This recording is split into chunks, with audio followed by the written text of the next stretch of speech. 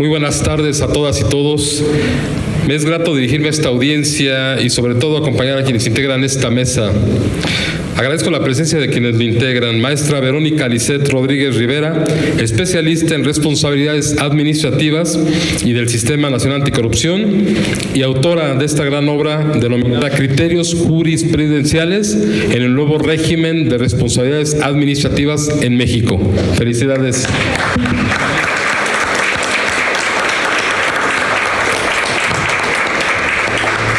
Bienvenida, maestra. Gracias.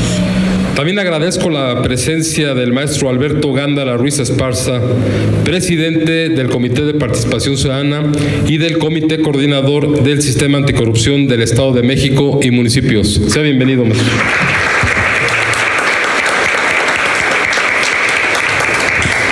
Por supuesto, doy la más cordial bienvenida al magistrado vicepresidente del Tribunal de Justicia Administrativa del Estado de México, maestro Víctor Alfonso Chávez López. Muchas gracias, querido magistrado.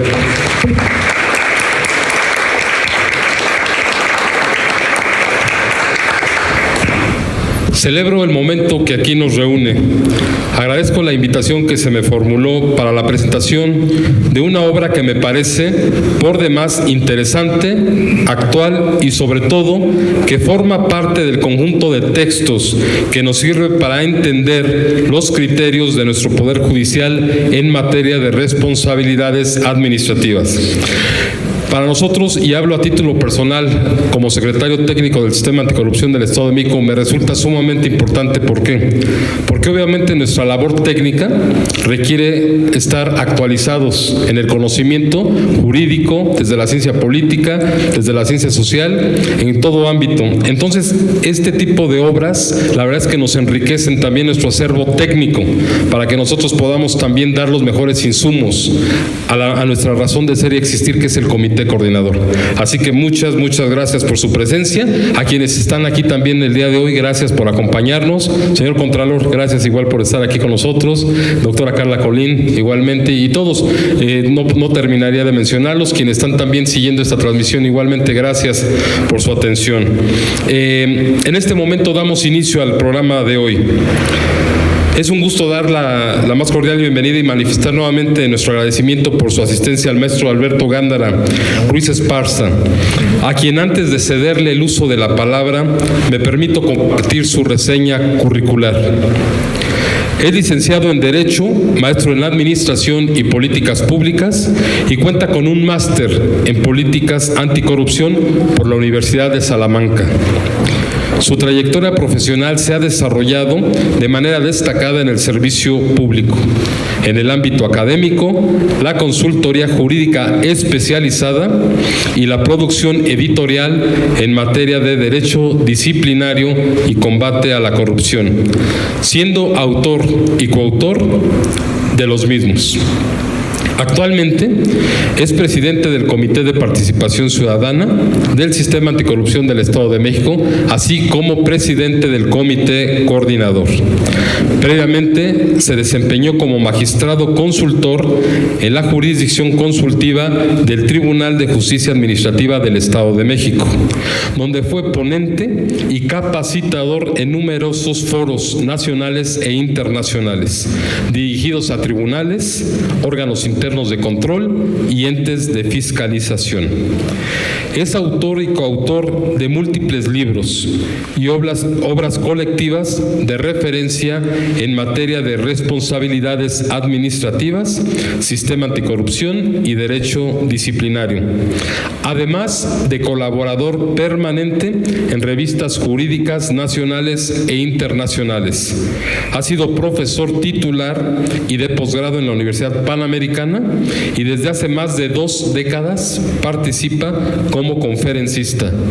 Adelante, maestro Gándara, tiene usted uso de la voz y qué mejor que usted, que es un experto en todos estos temas. Adelante. Muchas gracias, querido secretario. Pues gracias por la bienvenida y por la lectura de mi currículum. No estoy muy acostumbrado a que se lea, porque creo que este tipo de foros quitan un poco de tiempo a veces con la lectura de los currículums de los ponentes. Yo creo que todos quienes están aquí ya nos conocemos, tenemos ya muchos años en el Estado de México sembrando ahí temas profesionales y académicos. Y bueno, yo primero quisiera destacar que para mí es muy, muy grato estar aquí sentado en esta mesa con tres grandes amigos. Con Vero, con quien he coincidido de manera histórica en muchas luchas. Fuimos compañeros en la Comisión Nacional Forestal, en la Contraloría. Cuando yo fui titular, ella estuvo conmigo como titular de responsabilidades y titular de quejas. Y desde ahí, con ella, no crean que ha sido fácil transitar con mi amiga, porque siempre ha habido debate jurídico. Siempre ha habido de repente temas en donde surge algún criterio de los que van a encontrar en este libro y no siempre se interpreta de manera similar. A veces o no siempre coincides con los criterios que emiten los tribunales federales. Entonces ha sido un andar muy interesante con mi amiga Vero porque pues siempre se presta mucho para el conocimiento y para el debate jurídico. De ahí que Vero, verdaderamente es un honor para mí estar sentado hoy contigo y poder no solo haber hecho el prólogo de tu libro, sino poderlo comentar aquí frente a este público. Y por supuesto destacar también la cordialidad y la invitación de nuestro amigo secretario para poder realizar este foro en las instalaciones de la Secretaría como una actividad académica, pero además también que tiene que ver con las funciones que desempeñamos en el sistema anticorrupción del Estado de México. Es decir, este libro está totalmente relacionado con lo que hacemos dentro del sistema estatal anticorrupción. De ahí que, insisto, independientemente de la gentileza tuya de brindarnos este espacio, querido secretario, y tu amistad, también pues es el que se comparta, no solo desde el ámbito académico, insisto, sino también desde el ámbito teórico-práctico, temas que tienen totalmente relación con nuestra función. Aquí tenemos presentes físicamente gente que trabaja en órganos internos de control y seguramente en línea hay muchísimos más que están interesados en conocer el contenido de este libro y en profundizar en los temas que tienen que ver con el día a día de la operación que pues eventualmente se les complica para tomar decisiones. Así es que, querido secretario, muchas gracias por tu amistad y por tu acompañamiento y por brindarnos este espacio. En el caso de mi amigo el magistrado Vic, pues ¿qué les puedo decir de mi amigo el magistrado Vic, con el que coincidí durante 7 años, 4 meses en el tribunal, no solo como compañeros, sino hemos estado participando en foros en todo el país e incluso a nivel internacional de manera conjunta, y con quien también han surgido amplios debates jurídicos, ¿verdad, amigo? De los diferentes temas que han surgido en la práctica, porque además él hasta hace muy poco estuvo pues en la 4ª sección especializada del Tribunal de Justicia Administrativa resolviendo asuntos, tomando decisiones. Y no es fácil, ¿verdad, amigo? No es fácil porque a veces pues eres parte de un cuerpo colegiado y no estás de acuerdo con algunos criterios y a veces la tendencia te lleva a votar a favor y a veces en contra. Entonces, verdaderamente es un gusto estar con ustedes esta tarde en esta mesa. Pero además quiero agradecer a todas y todos ustedes quienes están hoy presentes y quienes nos siguen en redes sociales, porque dicen que los verdaderos amigos se conocen en el hospital y en las presentaciones de los libros. Porque no es fácil, de veras, este tipo de eventos normalmente se vuelven muy acartonados, pues muy académicos, y quien permanece y quien tiene interés en una presentación de un libro, pues muestra su verdadera vocación y su interés por aprender. Los libros son fuente de aprendizaje, y libros como este, como el que nos está trayendo Vero hoy, no solo es un libro que nos pone las jurisprudencias a la vista, esas las podemos consultar con un clic en Internet. El plus que tiene el libro que presenta mi amiga Vero es que no solo te pone la jurisprudencia, sino también te da una opinión, una interpretación. Y eso es sumamente importante para los estudiosos de la materia, porque no es solo decir voy a presentar una compilación de criterios, voy a decir de qué se trata, de qué va cada uno de los criterios. Y este tipo de temas es bien interesante porque lo hemos visto. Aquí con el magistrado Vic hemos estado en conversatorios en todo el estado y también en todo el país, capacitando servidores públicos de órganos internos de control, y lamentablemente nos hemos dado cuenta que la interpretación que se le da a veces a los criterios no es la adecuada. A veces un criterio pues te da referencia, pero si no te vas al estudio de la sentencia, ¿no? Te vas con el rubro, no entiendes cuál fue el origen y el motivo del por qué se expidió ese criterio. Y ese es un error que cometen muchos operadores jurídicos. Irte nada más con el rubro, leer de manera general el criterio y la justificación, pero no leer la sentencia que dio origen a ese criterio. De ahí que es bien importante que tengamos esa conciencia y que nos documentemos con libros como este. Dicen que en cualquier presentación de libro tienes que invitar a los asistentes no solo a comprarlo, sino también a leerlo. ¿Cuántas veces nos pasa que compramos un libro y no lo leemos, ¿no? Esta es una invitación para comprar el libro y para leerlo, porque cada uno de ustedes que están operando el día a día el sistema de responsabilidades administrativas, que aquí mi amiga Vero le puso el nuevo, pero ya no está nuevo. Ya tenemos prácticamente 9 años, en julio se cumplen 9 años de este nuevo sistema. Y quiero decirles algo, en estos 9 años han surgido más criterios en nuestra materia que en los 20 años previos del régimen pasado. ¿No es así, Vero? O sea, tenemos la ventaja ahora de que gracias a que los asuntos de responsabilidades son litigados tanto por los particulares como por las autoridades, se han venido dando mucho más criterios en estos últimos 9 años que los que había habido en el régimen anterior. Pero ¿qué pasa en realidad cuando hay tantos criterios y cuando de repente creemos que un criterio nos va a sacar de la duda y en vez de sacarnos de la duda nos pone en más predicamentos? ¿No les ha pasado que a veces ustedes leen algún criterio que se emite por la Suprema Corte o por algún pleno de colegiados y en vez de resolverte el problema te lo complica más? O cuando ven que ese criterio es completamente violatorio de derechos humanos, contrario a derecho, cuando pareciera que los tribunales están para tutelar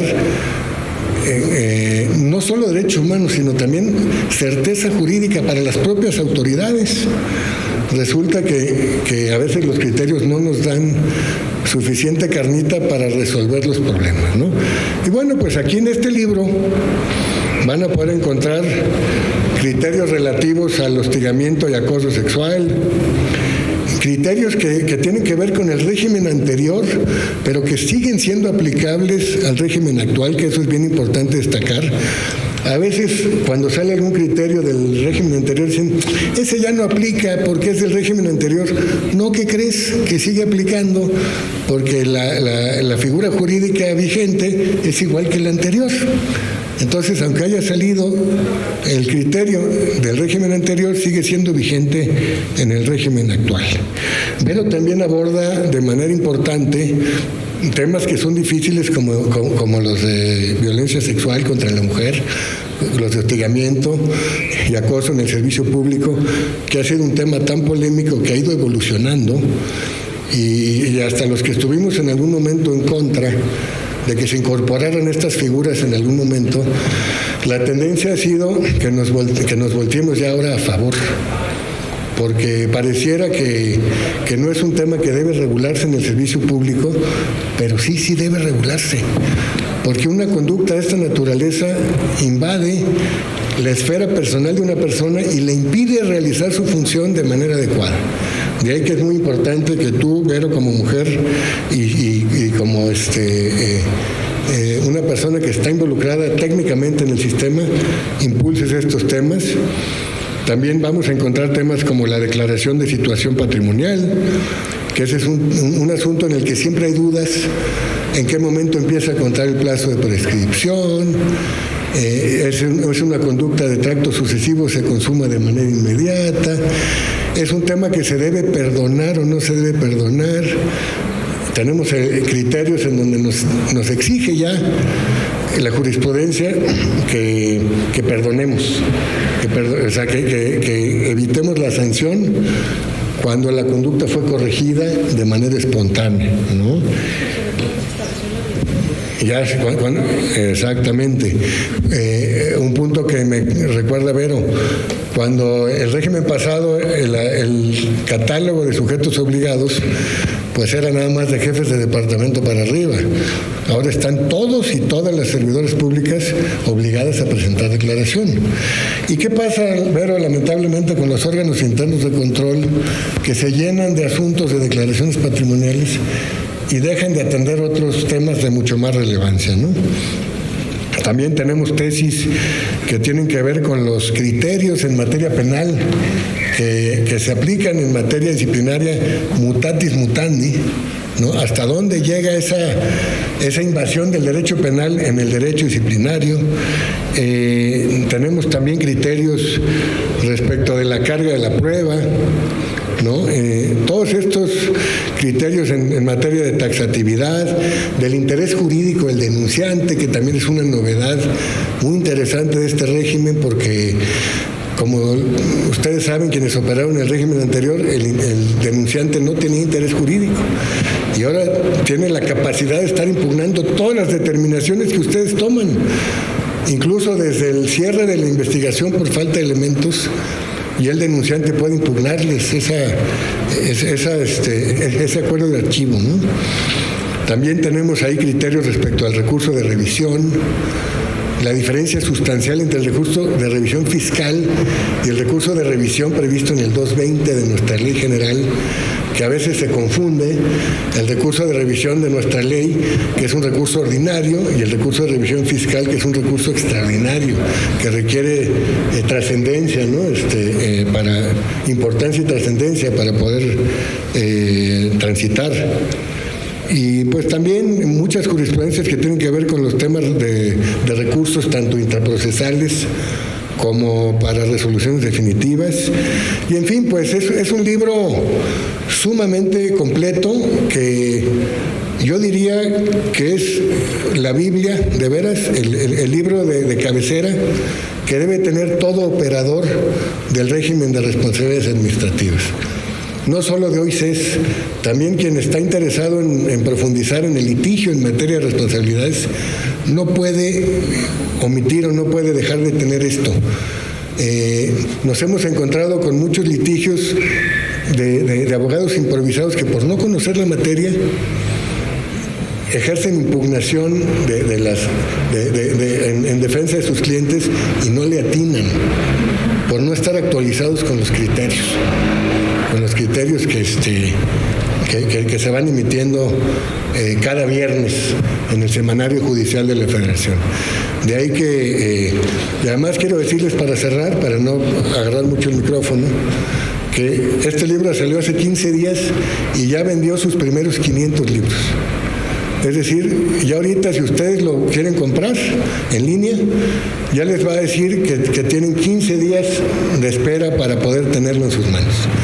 De ahí que pues aquí tenemos el stand para quien quiera aprovechar que lo tenemos aquí a la mano, pues lo pueda comprar, porque si lo quieren comprar en línea, como les digo, ha sido un hitazo este libro.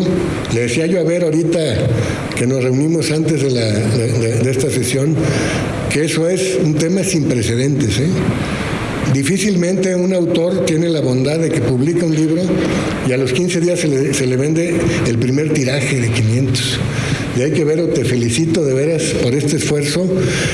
Aclarar que el corte es a agosto del año pasado, que los que se hayan emitido de agosto a la fecha, pues ya serán producto de una actualización que hagas, que yo estoy seguro, Vero, que si ya vendiste tus primeros 500, seguramente antes de medio año te van a pedir que lo actualices y vas a estar actualizándolo con muchos criterios que han salido de agosto a la fecha. Muchos, han salido muchísimos criterios que son importantísimos para la actualización del régimen de responsabilidades. De ahí que, nuevamente, gracias por estar aquí, por demostrar su amistad, ¿no? Y los invito a comprar el libro y a leerlo, porque esto es una fuente de conocimiento importantísima para todos y todas ustedes. Muchas gracias.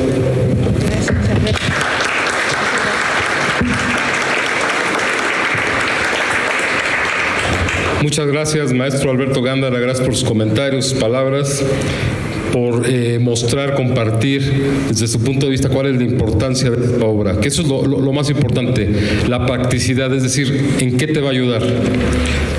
Comentar también que efectivamente el sistema anticorrupción del Estado de México y municipios se ha distinguido por ser un sistema innovador a la vanguardia en todos los aspectos. Por eso es que no podía faltar que nosotros también estuviéramos a la vanguardia en tener este tipo de obras, para que esto pueda enriquecer también, como lo comenté desde un inicio, nuestra parte técnica. Es momento de pasar ahora a la intervención y comentario y presentación de este libro por parte del magistrado maestro Víctor Alfonso Chávez López, de quien leeré muy brevemente su currícula. Obviamente es más extensa, pero atendiendo a los tiempos. Pero algo importante que hay que destacar, porque también es importante conocer quienes comentan este libro, quienes están en la mesa, cuál es su labor.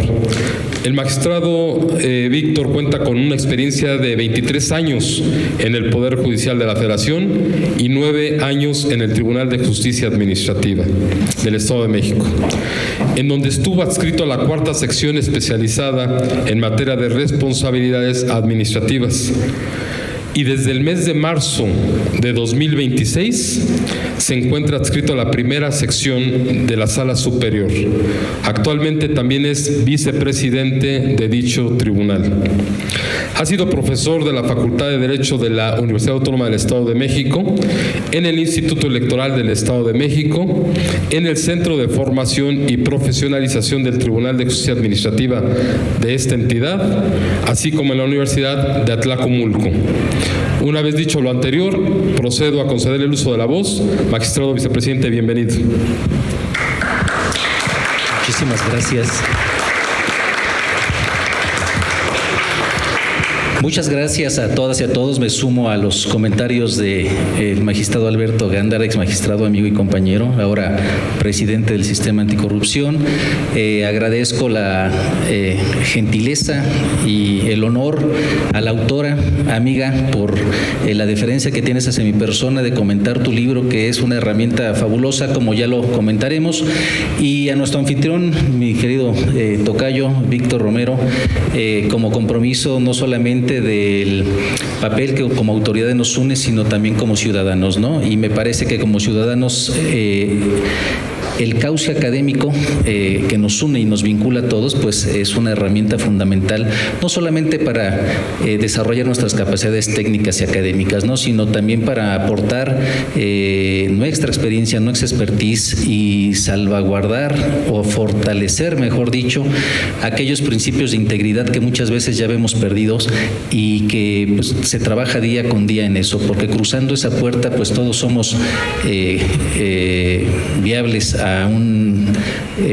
los resultados de la toma de decisiones de las administraciones públicas, ¿no?, en un derecho a la ciudad, el derecho humano a la movilidad, etcétera, etcétera, etcétera. Por eso es que esta obra rescata criterios importantísimos en relación al régimen de responsabilidades administrativas, que como ustedes saben, pues no es tan nuevo. Ya tenemos prácticamente 10 años envueltos en este tema, pero recordarán ustedes que cuando fue fue prácticamente el año del 2020 y empezaban a surgir los primeros expedientes en materia de responsabilidades administrativas, pero ya a la luz de la Ley General de Responsabilidades Administrativas y en consecuencia en los estados, pues se generó una gran esfera, una gran burbuja sobre el qué íbamos a hacer, hasta dónde los órganos internos de control podrían seguir trabajando como lo seguían haciendo, pero una de las preguntas fundamentales era qué va a pasar si el tiempo nos alcanza y yo tengo en proceso mi investigación, y ocurrió y se generaron muchos debates al respecto, se generaron opiniones, y el famoso mutatis mutandis al que ya ha hecho referencia Alberto, pues todavía sigue vigente, pero quiero rescatar, porque en esta obra que nos presenta la autora, si bien abarca esa parte y el derecho es cambiante porque la necesidad de la sociedad va cambiando y va evolucionando día con día, por ahí del 13 de marzo de este año salió una tesis vinculada con los principios del derecho penal versus el derecho administrativo disciplinario. Y a mí me parece que esa tesis, si bien refuerza el criterio del año 2006, 2007, por ahí, que inclusive le precedía indebidamente la categoría del derecho disciplinario de derecho penal administrativo, pues este libro lo que hace es fortalecer precisamente la identidad y la personalidad propia que le asiste al derecho administrativo disciplinario, que es una de las materias que ha tomado un impulso fabuloso, y muestra de ello pues es la cantidad de criterios que se han emitido recientemente, pero también el número de bibliografía que se ha sumado al estudio de esta materia, y entre ellos pues el libro que hoy nos convoca, que a mí me parece es un acierto, porque no lo debemos de ver como una mera recopilación de los criterios que hay.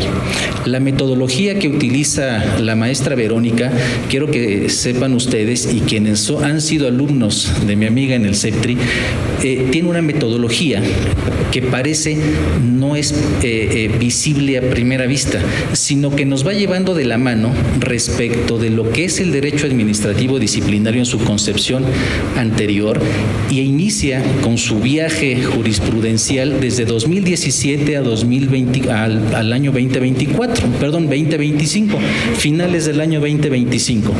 Y si bien es cierto, los criterios que se han suscitado en estos últimos 6 meses están alineados al trabajo científico que nos presenta ahora la autora.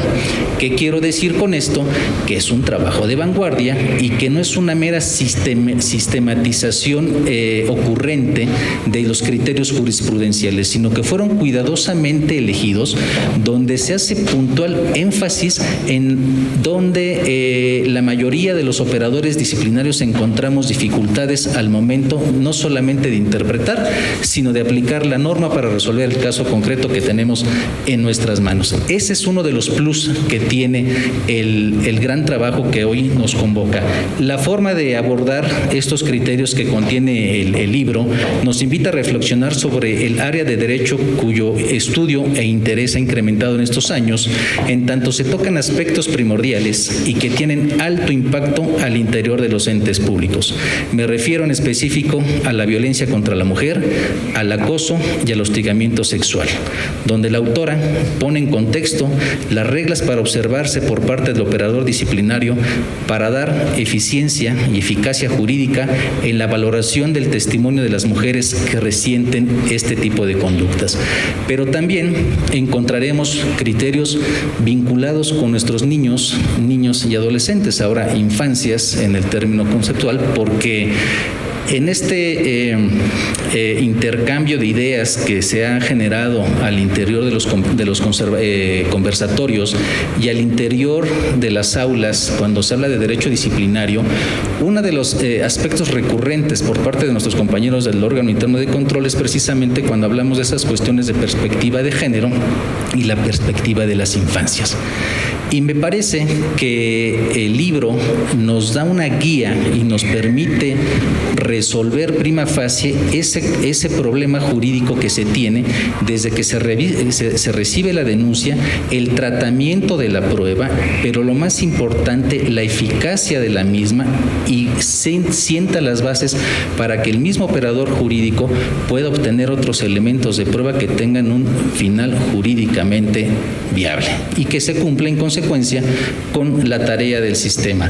Otro de los temas que son dignos del comentario y que han sido reiterados en foros académicos y conversatorios es lo relativo a la taxitividad, y en este aspecto en la obra se analiza la jurisprudencia en la que se vincula esta derivación del principio de legalidad en el derecho administrativo disciplinario, la importancia de identificar el núcleo esencial de la conducta reprochada, así como la forma de interpretación de la ley disciplinaria para su efectividad sin vulneración de los derechos fundamentales. Mención aparte merece el importante criterio jurisprudencial relativo a la vigencia de las responsabilidades administrativas, aun y cuando no se afecte la debida prestación de la actividad administrativa, cuando violen los principios y la disciplina aplicables a aquellos y que se traduzca en un ejercicio o se abuse de un indebido o se abuse del cargo de manera indebida. Pues aquí la autora, haciendo gala de la experiencia obtenida al desempeñarse profesionalmente en órganos internos de control, nos explica cómo la tesis en comento contribuye a clarificar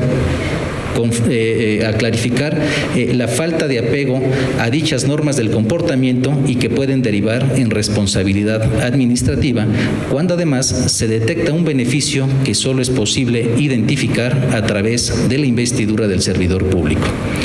En ese contexto, el análisis y la metodología que utiliza nuestra autora conlleva que en la obra que ahora se presenta se haga mención de un importante criterio que, en los tiempos actuales, retoma fuerza respecto a la interpretación sistemática del hecho y de la norma.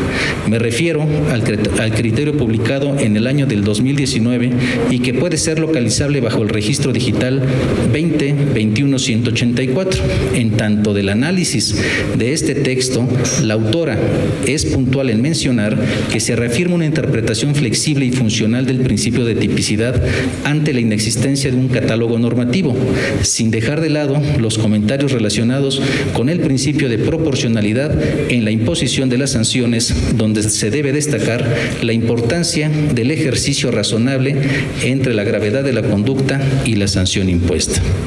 Esta obra, en la cual me honro en comentar, no solo hace referencia a los criterios jurisprudenciales vinculados con la parte sustantiva del régimen disciplinario, también a las cuestiones de naturaleza procesal respecto de los aspectos que se viven en el día con día y que se enfrenta el operador disciplinario. El papel de la persona denunciante en el procedimiento, la competencia de las autoridades y un tema que ahora parece lejano pero que encuentra vigencia, como es el relativo a la convivencia entre la ley abrogada y la vigente ley en torno a la materialización de la conducta, sus efectos y el inicio de la investigación. De ahí que tener a la mano una bibliografía de esta naturaleza representa una gran oportunidad, no solo para ampliar la visión jurídica y el desarrollo vertiginoso del derecho disciplinario mexicano, sino contar con una herramienta que ayudará a eficientar la labor cotidiana de quienes nos desempeñamos en la operación del sistema disciplinario. De manera fundamental, este trabajo académico se erige como una herramienta que, sin duda, coadyuva que el operador y el justiciable tengan certeza respecto de la manera en puntualizar lo que se denomina la característica básica del hecho disciplinariamente relevante y que contribuye de manera preliminar al ejercicio de la facultad punitiva del Estado en sede administrativa, cumpliendo las exigencias procesales con respeto a los derechos fundamentales propios de un Estado democrático de derecho. Esto es que nos lleva de la mano, Verónica nos va llevando de la mano en este devenir y en este paseo jurisprudencial para resolver de manera puntual y sobre todo deja la inquietud de seguir generando criterios. Para que los tribunales podamos generar criterios y podamos seguirlo comentando, necesitamos de algo importantísimo que es la argumentación. que se propongan argumentos para poder analizarlos. Y lo que nos propone Verónica aquí no solamente es una luz en el camino para poder darle, como insisto, esa personalidad, ese perfil académico que se ha ganado a pulso el derecho disciplinario, sino que invita a la reflexión, invita a la crítica académica para seguir generando argumentos y argumentos jurídicos para que los tribunales puedan pronunciarse y se puedan seguir generando opiniones en torno a esta materia. De ahí que yo felicito a mi amiga Verónica porque me ha tocado compartir clase con ella como oyente. Como oyente me ha invitado a sus clases del régimen disciplinario en el interior del tribunal y en otras instancias, y por eso afirmo que esta obra es, como bien lo dijo Alberto, de cabecera. Es un libro de cabecera que nos lleva de la mano, nos invita a la reflexión, nos invita al conocimiento, pero sobre todo a sumar comunidad en este régimen de derecho disciplinario. Así que, mi querida Verónica, te felicito por esta iniciativa, por el saber compilar de manera acertada, pero de manera asertiva, muy cuidadosamente los criterios que has elegido, porque representan y reflejan las inquietudes que has recogido no solamente en tu vida académica, sino también profesional. De ahí que es un doble mérito y un orgullo para mí formar parte de esta mesa en la presentación de tan loable obra. Muchísimas gracias y los invito a consultar esta obra de interés, y en línea ya se acabó, les aviso entonces la invitación para que puedan adquirir esta obra de cabecera. Muchísimas gracias al panel, Alberto, Miguel Tocayo, pero a todos y cada una de ustedes por estar aquí acompañando a la autora. Muchas gracias.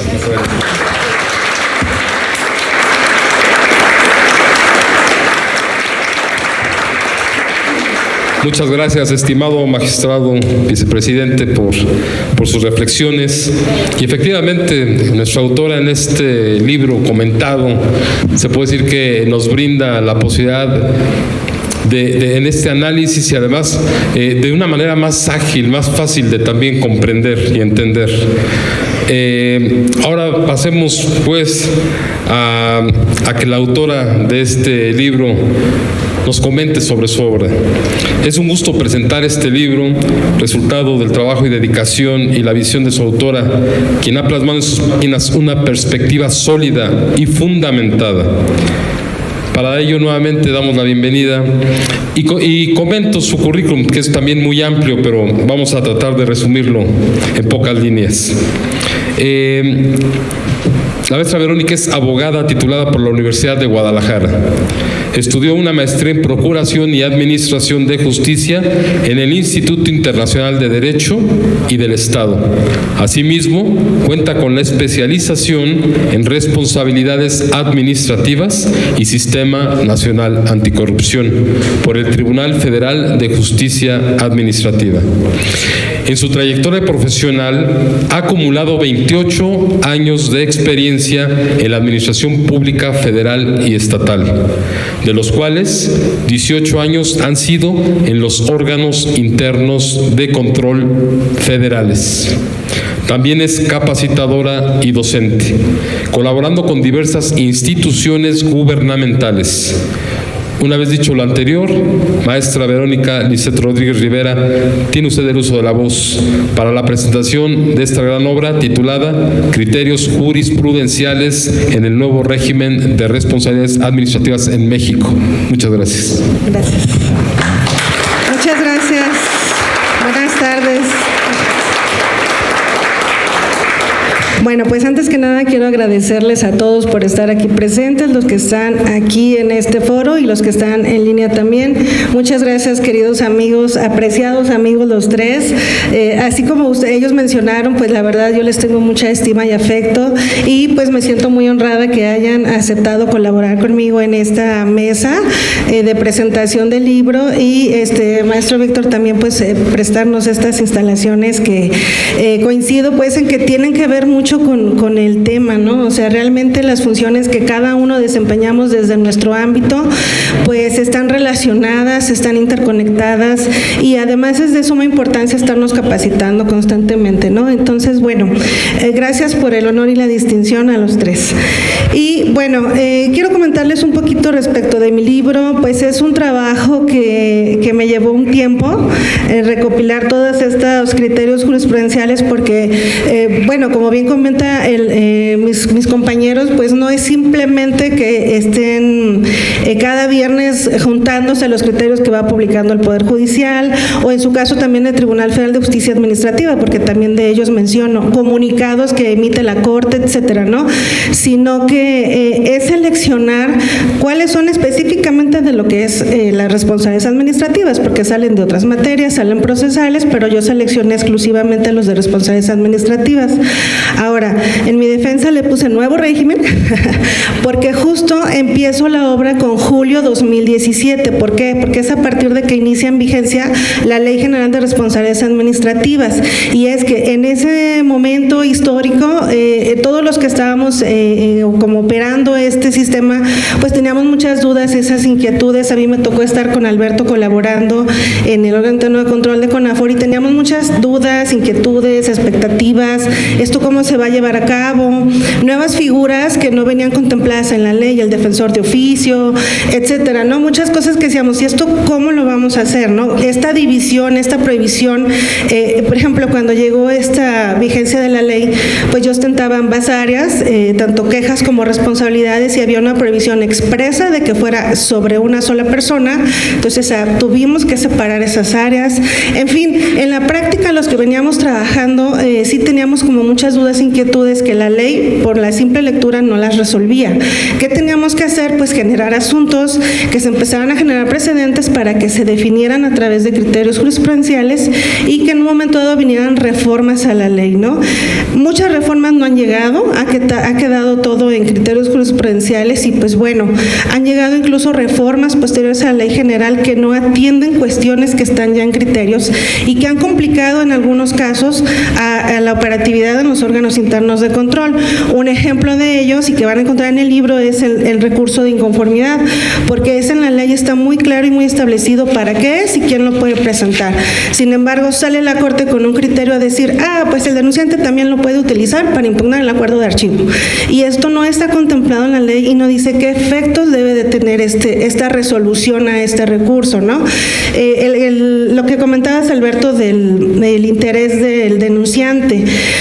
Empieza el nuevo régimen, que ya no está nuevo, pero bueno, empieza la vigencia de la Ley General señalando o resolviéndose que el denunciante solo tiene participación cuando ya inicia la fase del procedimiento de responsabilidad administrativa, es decir, cuando ya el IPRA se admite.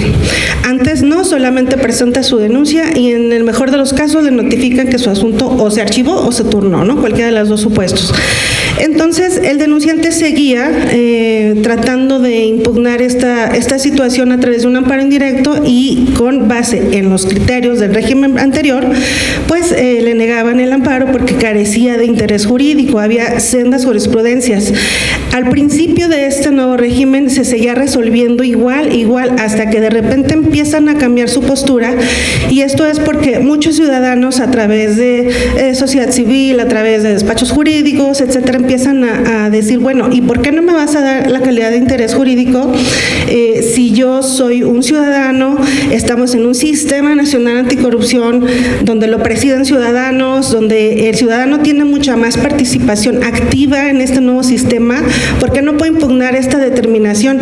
Soy parte en un procedimiento de responsabilidad, no puedo impugnar que mi denuncia se turna al procedimiento de responsabilidad, entonces ¿de qué se trata, no? Entonces, ese tipo de impugnaciones empiezan a generar que el propio Poder Judicial cambie su postura y de decir que no tenía interés, cambia totalmente a que sí tiene interés, ¿no?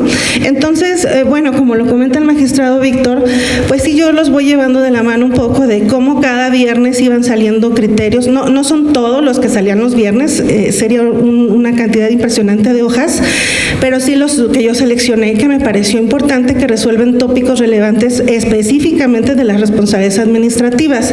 Y como al principio van cambiando de postura, como es este caso específico, ¿no?, del interés jurídico del denunciante. Por ejemplo, el tema del hostigamiento y acoso sexual, que es con uno de los criterios que empieza julio de 2017, y el último que aparece en el libro, el corte es a agosto porque en esa fecha lo mandé a la editorial y bueno, por algunas situaciones se publicó hasta ahorita y por eso los más recientes no los van a encontrar, pero bueno, todavía hasta agosto de 2025, incluso en diciembre del año pasado, que no está en el libro, el tema del hostigamiento y acoso sexual es muy uniforme, muy lineal. O sea, en todo el tiempo se resuelve prácticamente lo mismo, que es una situación que debe atenderse con protocolos, es una situación diferenciada, es una situación donde no va a haber pruebas plenas, etcétera, etcétera, ¿no? Entonces yo ahí, si ustedes están en el 2017, desde ahí les digo, mira, y en el 20, y en el 22, y en el 25 se resuelve prácticamente lo mismo y les digo cuál criterio es para que desde el índice se vayan a aquellos criterios, ¿no? Si a lo mejor en ese momento están por resolver o tratar de defender un asunto que tenga que ver con algún tópico en particular, a lo mejor una falta grave que involucra un particular, buscan el criterio y desde ahí van a ver, ojo, porque esto en el 2025 cambió la postura, ¿no? Entonces te va llevando muy de la mano, pero luego te va regresando o adelantando para que sepas exactamente en qué punto nos encontramos ahorita, con corte de agosto de 2025. Y bueno, este libro pues surge primero de unas pláticas que tuvimos, recordarás ahí en una comunidad que tenemos de derecho disciplinario, empezó como una plática nada más, ¿no? Entonces empezó a generar interés y decían, oye, es que como tú ya las traes, luego de repente me hablan y me decían, oye, ¿te acuerdas de aquel criterio que comentaste de acoso sexual? Ah, mira, es el número tal, ¿no?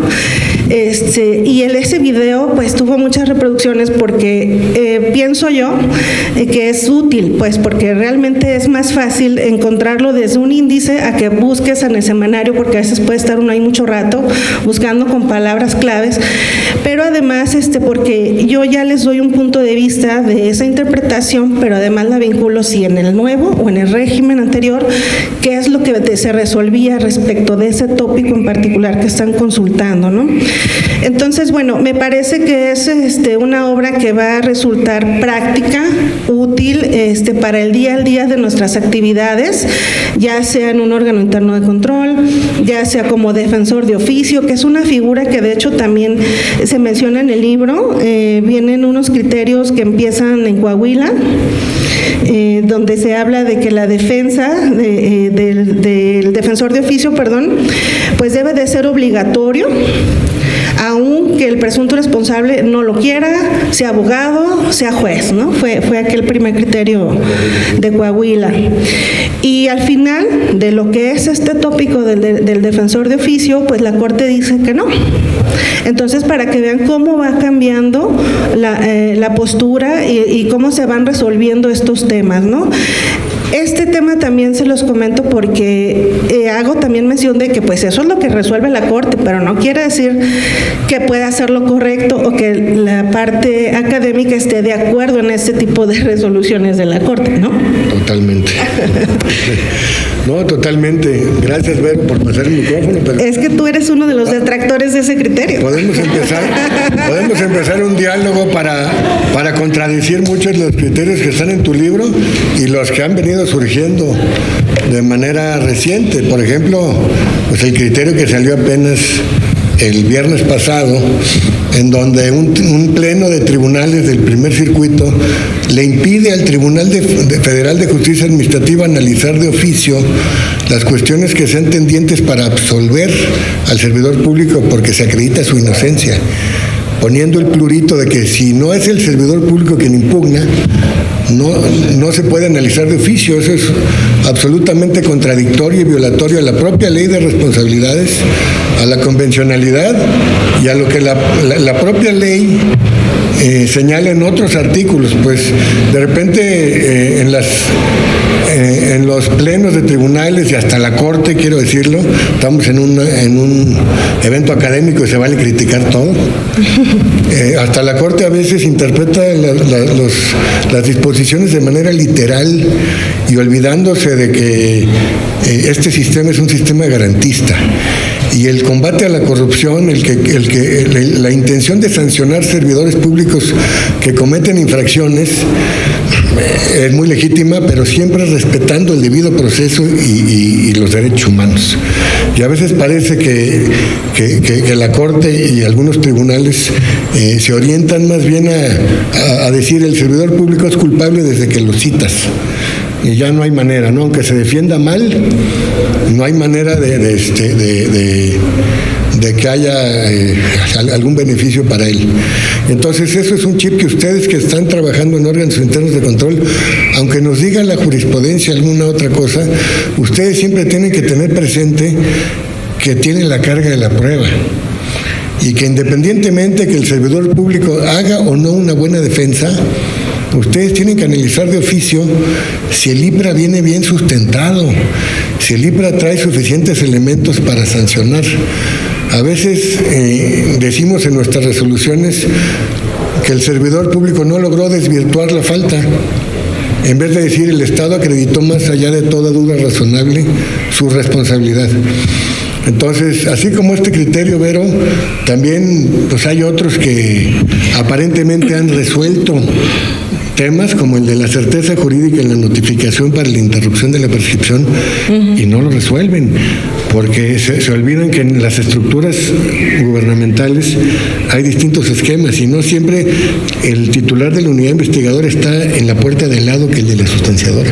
Sí, claro. ¿No? Por ejemplo, rápido, para no robarte el micrófono, que es tu espacio. En el caso de Veracruz, por ejemplo, ustedes sabían que en Veracruz todos los órganos internos de control estatales nada más son autoridades investigadoras. La sustanciadora y resolutora de faltas no graves es la Contraloría del Estado. Entonces imagínense ustedes si una autoridad investigadora del Estado de Veracruz interrumpe la prescripción al calificar la falta. Que es una jurisprudencia que se menciona en el libro. Está aquí. Notificar al servidor público la calificación de la falta. Y luego se lo turna ya con la interrupción de la prescripción a la sustanciadora, que es la Contraloría del Estado. Y la Contraloría del Estado dice, este IPRA no tiene ni pies ni cabeza, ahí te va de regreso. Pero supuestamente ya se interrumpió la prescripción. Imagínate cuánto tiempo puede pasar, Vero, en ese ínter en donde la Contraloría del Estado regresa a los órganos internos de control. Meses. Y esos meses tienen que ser en perjuicio del servidor público. Les pregunto a todos ustedes, ¿verdad que no?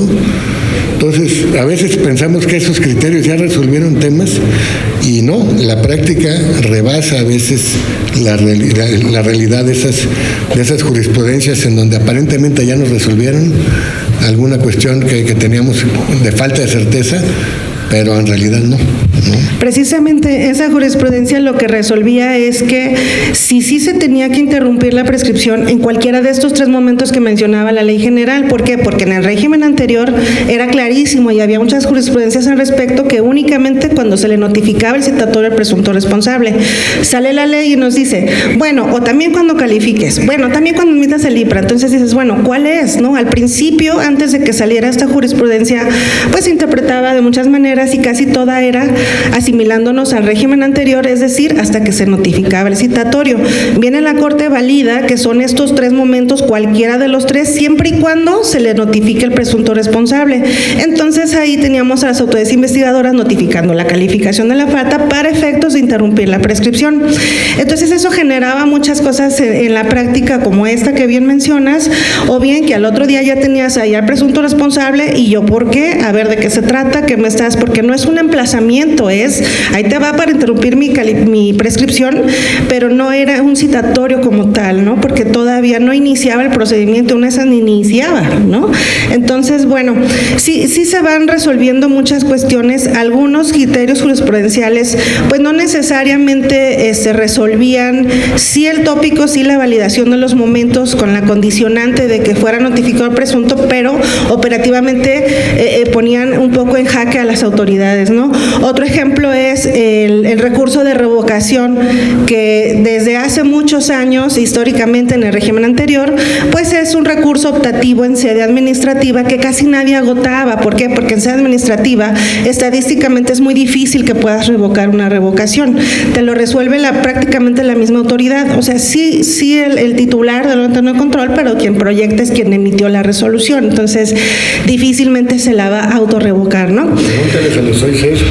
¿Cuántas revocan? ¿Cuántas se han revocado ellos solos? Sí, ¿cuántas? A ver. Entonces, al ser optativo, pues casi nadie lo agotaba. Se iban directamente al juicio contencioso administrativo.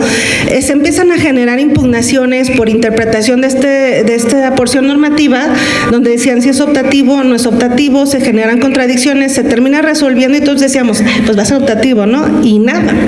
Lo resuelve la Corte como una cuestión obligatoria.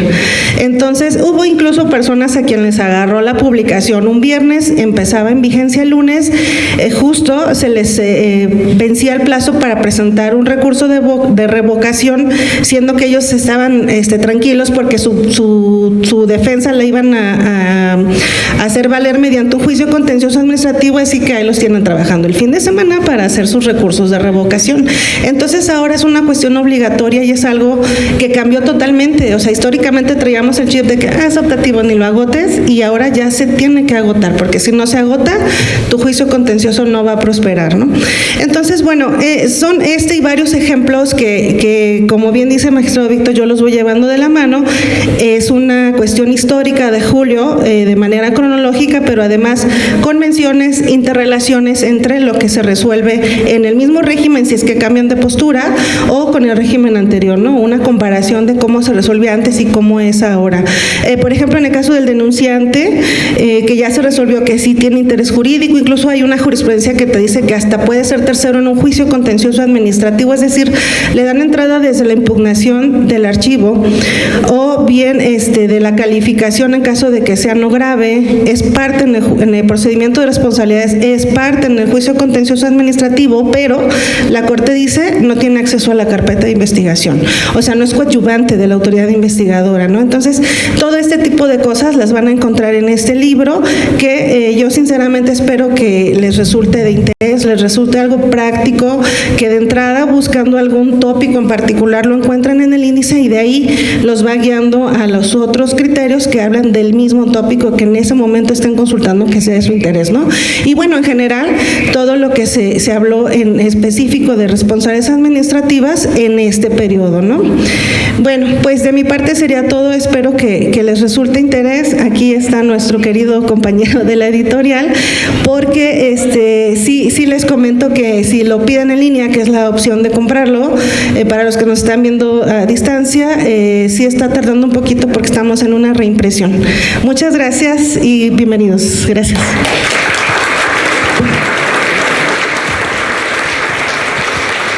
Oye, Vero, ¿permitirías que alguno de nuestros colegas de órganos internos de control te haga alguna pregunta de dudas que hayan tenido respecto de los criterios que todos los días ellos están operando? Finalmente, ese es un plus de una presentación de un libro. ¿Estarías de acuerdo? Sí. Queridas amigas y amigos de órganos internos de control, ¿quién quiere lanzar la primera pregunta respecto de algún criterio que hayan ustedes analizado y que se les haya complicado cómo interpretarlo o cómo operarlo ya en la práctica? Si tenemos micrófonos por allá atrás, a ver quién se anime a echarse la primera pregunta. Edwin. No quiero mencionar nombres allá atrás de mis amigos que están de órganos internos de control. A ver, ¿sí? los alumnos del CEPTRI. La maestra Lidia Zarco, por favor. Gracias por tu interés. Presentar a la maestra Lidia. La maestra Lidia es la titular de la Unidad de Asuntos Jurídicos de aquí de la CESAEM, Vero. y además trabajó muchos años en la Auditoría Superior de la Federación, entonces conoce muy bien estos temas. ¿Cómo estás? Gracias, Lidia. Gracias, muy buenas tardes a todos y todas. Bueno, yo en alguna ocasión también estuve en un órgano interno de control federal y me tocó toparme con un problema. El problema es precisamente la situación del nombramiento de un defensor de oficio. En este caso, pues era un servidor público que fue notificado de iniciar un procedimiento y solicitó un defensor de oficio. Nosotros mandamos los oficios de estilo, aquí en este caso pues es un área de defensoría de oficio del tribunal, se solicitó, pero resulta que el servidor público precisamente era la directora jurídica en una aduana. Entonces en el momento que mandamos eso, la defensoría de oficio negó. Dice, te puedo asesorar, pero como eres perito en la materia, pues no te puedo designar a alguien para que te ayude a contestar la demanda. Entonces, pues evidentemente nosotros sabedores que eso podría ser una vulneración al procedimiento, volvimos a insistir, pero así nos trajeron de aquí para allá, mandábamos oficios a otra defensoría y demás, y bueno, yo salí del órgano interno de control y pues no pudimos todavía iniciar el procedimiento. No sé cuál sería su opinión al respecto y si en su libro, en su obra, trae algo similar. ¿Sería cuánto? Muchas gracias por tu interés. Pues sí, precisamente del tema del defensor de oficio, desde el 2017, fue un poquito más adelante, empieza el primer criterio, que es este que comentábamos de Coahuila, en donde justo el presunto responsable era un juez y él expresamente manifestó que no era su deseo tener un defensor de oficio, porque en un principio sí le dicen en el formato, digamos, del citatorio, que tiene derecho a un defensor y en caso de no contar con uno se le iba a nombrar uno de oficio. Sin embargo, él expresamente negó esa oportunidad, pidió expresamente defenderse por sí mismo, por ser un juez y además abogado, ¿no? Entonces, bueno, así se siguió el procedimiento, fue sancionado, ya al momento de defenderse, ya con un abogado experto en la materia, le dijo, aquí hay violación procesal, vamos a hacerlo valer, y ganó el asunto. Se generó el primer precedente, ¿no? El primer criterio. Sin embargo, con el transcurso de los años, lo que ha dicho la Corte es que no se requiere, si un defensor no asiste a una audiencia, es otro de los criterios. Por ejemplo, pues dice que es válido que se desahogue la audiencia y no se posponga ni que se designe un defensor de oficio, ¿no? Yo sé que muchos órganos internos de control, incluso si llega el presunto solo, más bien le hacen ahí constar de que pues no quiso el defensor de oficio, ¿no? Ahora, respecto de los institutos de defensoría de oficio, pues sí, desafortunadamente hemos encontrado en la práctica que hay muchos que requieren de ciertos requisitos, es decir, se les manda la solicitud, pero ellos te dicen, necesito entrevistar a la persona para ver si cumple con los requisitos que yo necesito cubrir para nombrarle a un defensor de oficio, y uno de ellos es el estudio socioeconómico. Entonces pasa que en los niveles altos, cuando piden ese tipo de defensoría, suelen no concederla porque tienen la capacidad económica de contratar a un particular, ¿no? Y esos son, como digamos, los requisitos que pide un instituto de defensoría pública. Entonces, bueno, yo creo que sí, hoy día es un tema que no se ha agotado, que tiene que seguirse generando criterios. El último que se ha emitido y que fue el año pasado, me parece, pues la Corte es muy clara en decir que no es un requisito que genera una violación procesal. Ahora, en la parte académica, pues no se está de acuerdo en esa postura de la Corte, porque sí se habla de una vulneración a los derechos, porque un servidor público puede ser no necesariamente abogado, o aunque lo sea, a lo mejor está en un área jurídica que no tiene que ver nada con responsabilidades administrativas, y pues qué vas a ver, ¿no? de estos incidentes que puede presentar o recursos que puede presentar, o si sí está bien aterrizado el tipo administrativo, etcétera, ¿no? O sea, no es experto en esa materia, y en cambio en contra tiene en una audiencia a la autoridad investigadora, tiene a la autoridad, bueno, la sustanciadora nada más desahoga la audiencia, pero tiene a la investigadora y al denunciante, y en muchas ocasiones el denunciante y en muchos casos el denunciante es el área de auditoría, aunque Alberto no esté de acuerdo, pero también los nombran como denunciantes cuando hacen un turno de un informe de irregularidades detectadas. Entonces tienen a todo el Estado en su contra. Y el defensor, y el servidor público, pues nada más tiene a su alcance un defensor de oficio, que en muchos casos, pues a lo mejor hasta se lo niega, ¿no? A mí me ha tocado solamente una vez verlo, y porque era un nivel verdaderamente alto, y desafortunadamente también esta figura se ha prestado, como en estos casos, que sí tienen la oportunidad de contratarse una defensa particular para hacer tiempo, porque llegan a la audiencia, llegan sin el defensor, solicitan la designación de un defensor, piden el diferimiento de la audiencia para efectos de que se haga toda la designación del defensor, y bueno, ya en la audiencia, en la segunda, digamos, llegan con su particular, ya con su defensa bien estructurada, ¿no? Entonces únicamente lo hacen por ganar tiempo. Entonces, bueno, mi postura es que la Corte ha definido todos esos criterios que hay del defensor de oficio, que van a encontrar en el libro cerca de 4 o 5 criterios que hablan de la defensa. ¿Cómo cambia de postura la Corte? Al principio dice sí se necesita, y su último criterio es no es necesario. ¿Es correcto? ¿Es incorrecto? Pues bueno, eso les digo, en la parte académica existen muchas posturas y comentarios, y yo ahí lo establezco también en el libro. En la parte académica no se está de acuerdo con este criterio jurisprudencial, y creo que son temas que se van a seguir generando criterios, porque consideramos que en la parte académica que sí puede haber alguna violación procesal, porque un defensor, un presunto responsable, aún siendo abogado, puede no ser experto en la materia y no saber cómo defenderse adecuadamente, ¿no? Muchas gracias por la pregunta. ¿Quién más? No quiero mencionar nombres ni lugares para comentarles. ¿Algún otro colega no quiere meter con nosotros? Por allá atrás tenemos a nuestro amigo Contralor de la DAPA de Toluca. Gracias por su interés.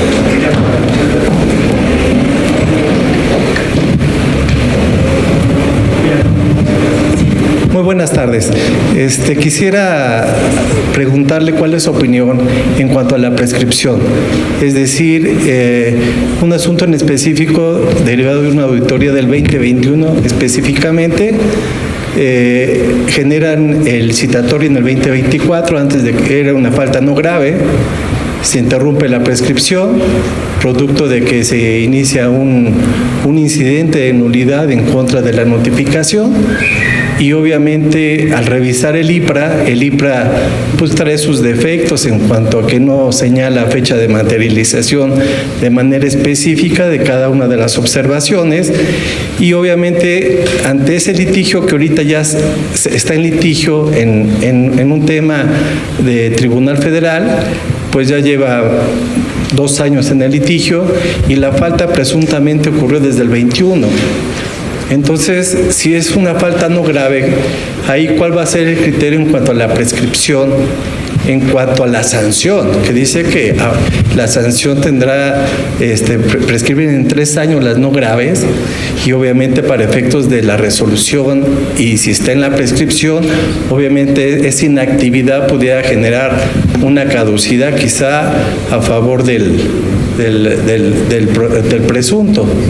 Ese sería mi comentario. Muchas gracias. Contesto primero yo lo que viene en el libro y luego le paso el micrófono a Alberto. No, sí, cómo no.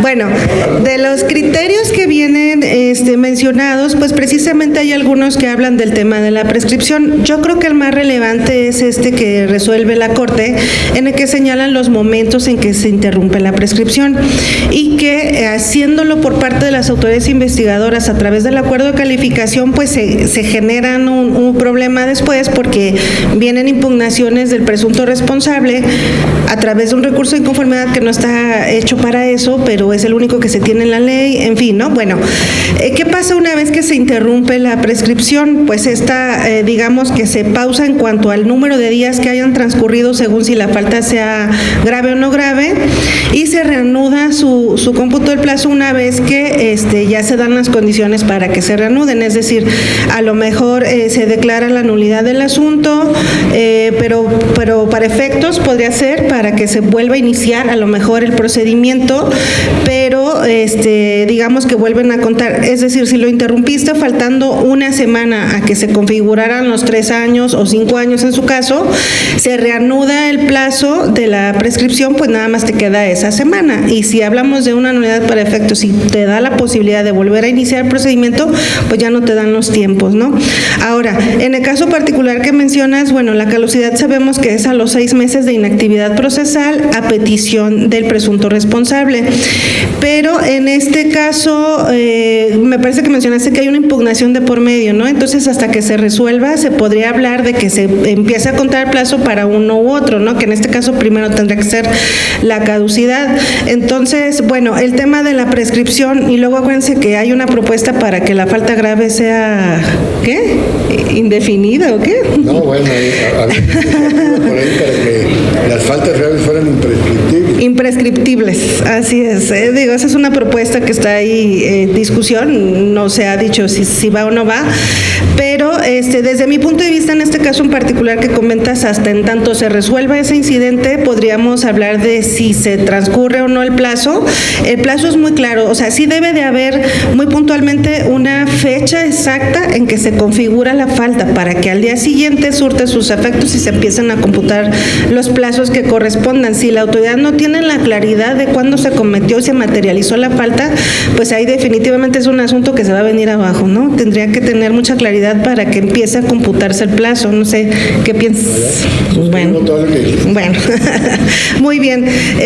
Pues bueno, ya por el tiempo, yo creo que aquí lo dejamos para que tengan oportunidad de pasar a comprar el libro y quien guste, pues aquí estamos, el prologuista y yo, con mucho gusto para firmarles los libros, ¿no? Y mis compañeros panelistas. Víctor, de nuevo, muchas gracias. Al contrario, muchas gracias.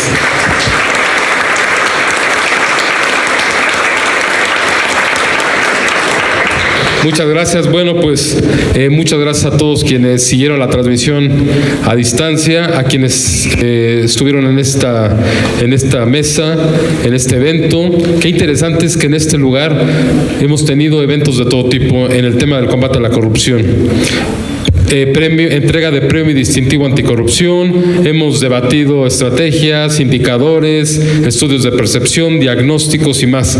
Qué interesante es ver que también estos temas que son parte del combate a la corrupción haya este tipo también de intercambios. Nos llevaríamos mucho tiempo, sin duda, pero gracias por esta obra que hoy en día viene a abonar, sin lugar a dudas, al combate a la corrupción. Que tengan una excelente tarde y felicidades, maestra, y muchas felicidades por este gran libro, y a todos quienes lo quieran adquirir. Ya comentó la maestra los canales, y además aquí está la editorial. Que tengan excelente tarde, muchas gracias, saludos.